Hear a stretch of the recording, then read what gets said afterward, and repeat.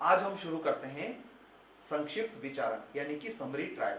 इससे पहले हम लोगों ने सेशन ट्रायल, वारंट ट्रायल और समन ट्रायल पढ़ लिया है ना।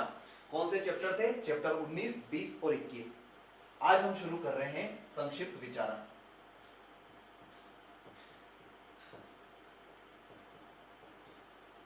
संक्षिप्त विचारण यानी कि समरी ट्रायल,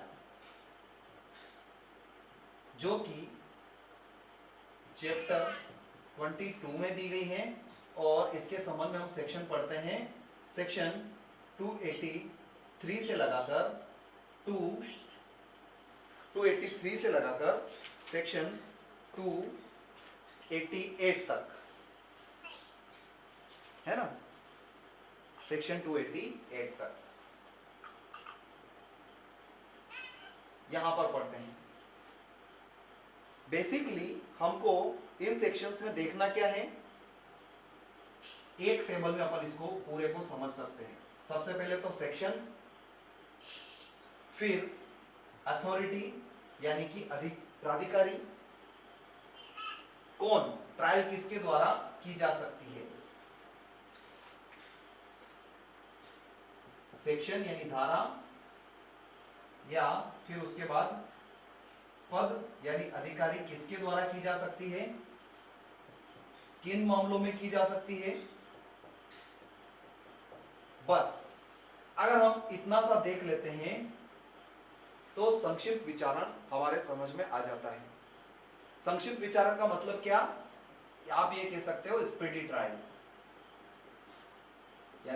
यानी जल्द से जल्द मामले को निपटाने के लिए हम जो ट्रायल करते हैं वो है संक्षिप्त विचारण, छोटा विचारण। देखने से ही पता चलता है। तो सबसे पहले हम पहला सेक्शन देखते हैं, सेक्शन 283। सेक्शन 283 के अकॉर्डिंग किस मजिस्ट्रेट को पावर है कि वो संक्षिप्त विचारण कर सकता है?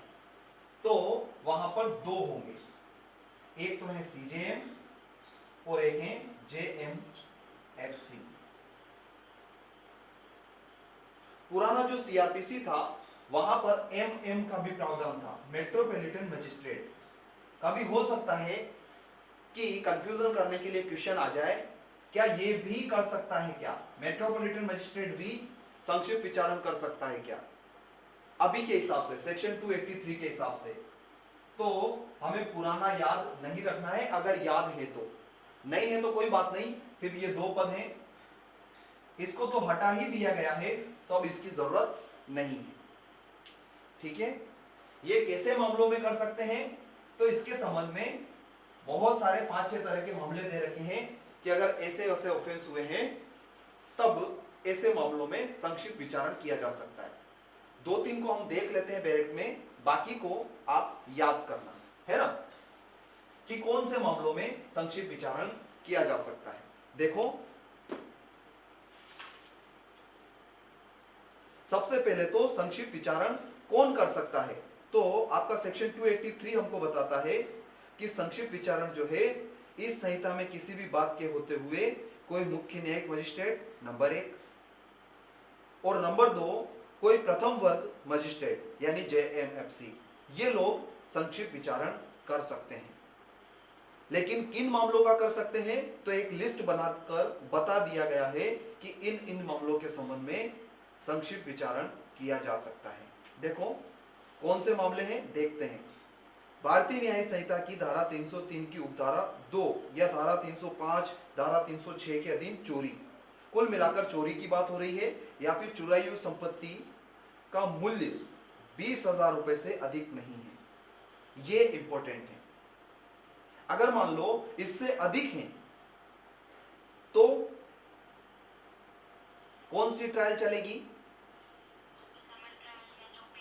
तो वारंट ट्रायल चलेगी, है ना, क्योंकि वो दंडनीय 5 वर्ष से ज्यादा का अपराध है, यानी कि उसके संबंध में जो सजा का प्रावधान है वो 5 वर्ष से ज्यादा का है। तो अगर नॉर्मल ट्रायल चलानी है तो हम वारंट ट्रायल चलाएंगे 2 वर्ष से ऊपर के ट्रायल में। और अगर संक्षिप्त विचारण चलानी है तो चोरी के मामले में भी संक्षिप्त विचारण चलाई जा सकती है, लेकिन किस परिस्थिति में? जब चुराई हुई संपत्ति जो है वो 20,000 रुपए से अधिक की नहीं है। तो ये आंकड़ा हमारे लिए याद करने के लिए है।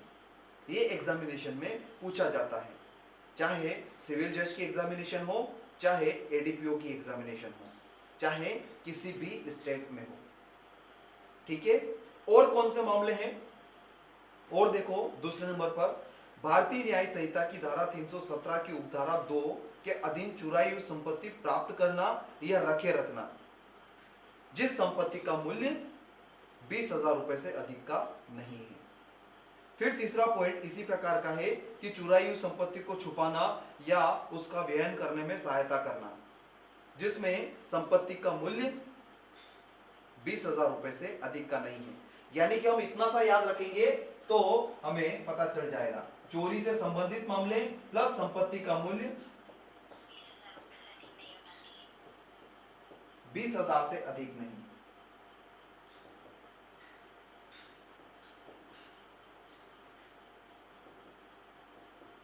अधिक नहीं, बस बाकी के जो हैं एक तो आप रीड कर लेना और याद करना है, मैं पूछूंगा अगली क्लास में।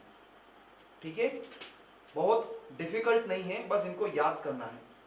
फिर आ जाओ सबसेक्शन 2 पर। सबसेक्शन 2 क्या बोल रहा है कि मजिस्ट्रेट अभियुक्त को सुनवाई का युक्तियुक्त अवसर प्रदान किए जाने के पश्चात ऐसे कारणों से जो कि लेखबद्ध किए जाएं, ऐसे सभी या किन्हीं अपराधों जो कि मृत्यु, आजीवन कारावास या 3 वर्ष से अधिक की अवधि के कारावास से दंडनीय नहीं है, संक्षिप्त विचारण कर सकेगा।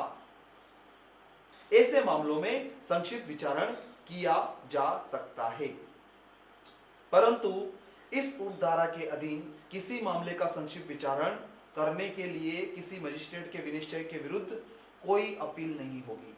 यानी ये उस मजिस्ट्रेट का डिस्क्रिशन है, वो चाहे तो ऐसे मामलों में संक्षिप्त विचारण करने के लिए यस कर सकता है या वो नो कर सकता है। ऐसा नहीं है कि उसने मना कर दिया तो हम उसके आदेश के विरुद्ध अपील में चले जाएं। ये उसका डिस्क्रिशन है, उसकी एब्सोल्यूट पावर है।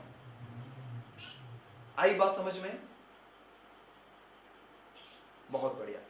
फिर इसका सबसेक्शन 3 क्या बोल रहा है कि जब संक्षिप्त विचारण के दौरान मजिस्ट्रेट को प्रतीत होता है कि मामला इस प्रकार का है कि उसका विचारण संक्षिप्त किया जाना अवांछनीय है, यानी कि उसने संक्षिप्त विचारण कर तो दिया है, ट्रायल शुरू कर दी है, बाद में लग रहा है कि इसका तो संक्षिप्त विचारण नहीं किया जाना चाहिए।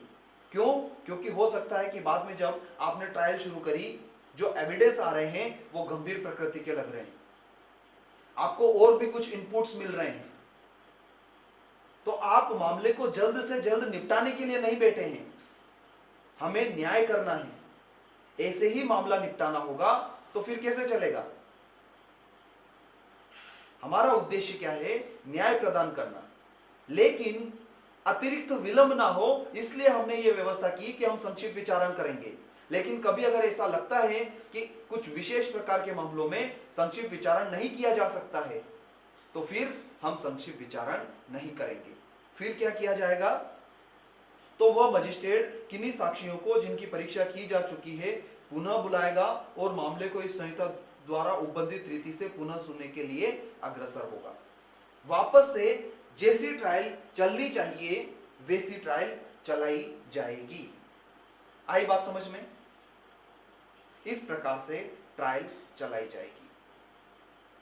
अब सेक्शन 283 तो हमको बताता है कि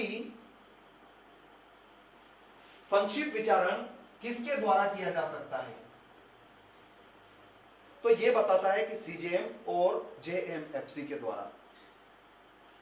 क्या संक्षिप्त विचारण जो है वो द्वितीय वर्ग मजिस्ट्रेट के द्वारा भी किया जा सकता है क्या? तो सेक्शन 284 हमको इसका उत्तर देता है, हाँ, जेएमएससी के माध्यम से भी संक्षिप्त विचारण किया जा सकता है। लेकिन किन परिस्थितियों में? कुछ विशेष परिस्थितियों में।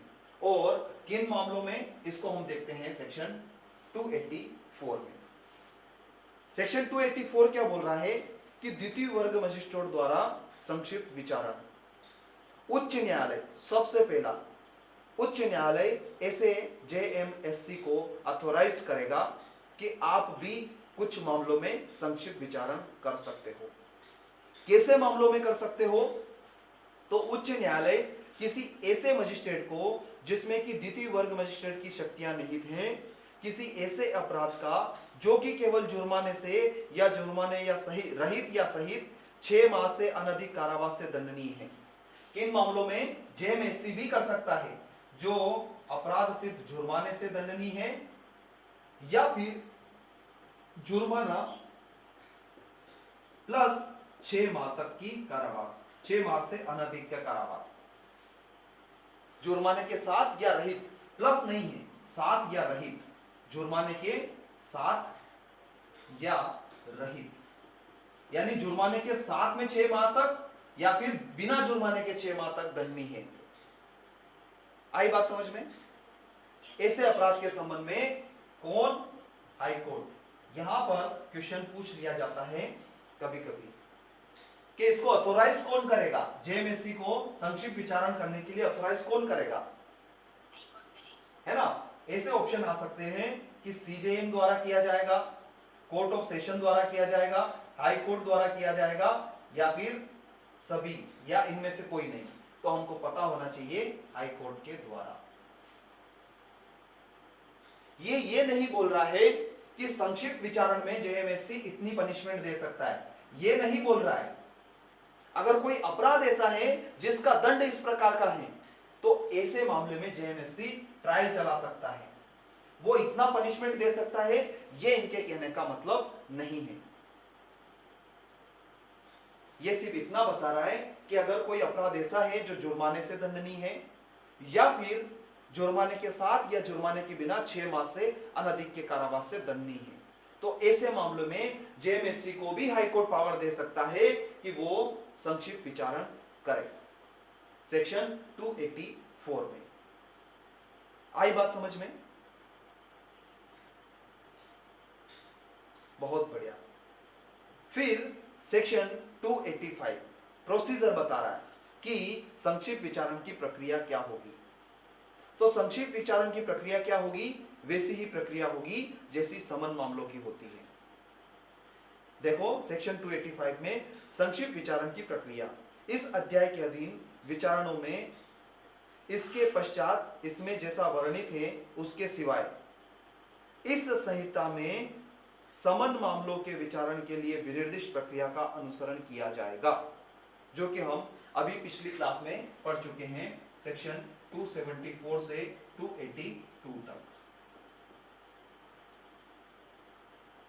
तो फिर कभी कभी ये क्वेश्चन आ जाता है या इंटरव्यू में हमसे पूछ लिया जाए कि संक्षिप्त विचारण में एविडेंस लेने की प्रक्रिया क्या होगी, तो हम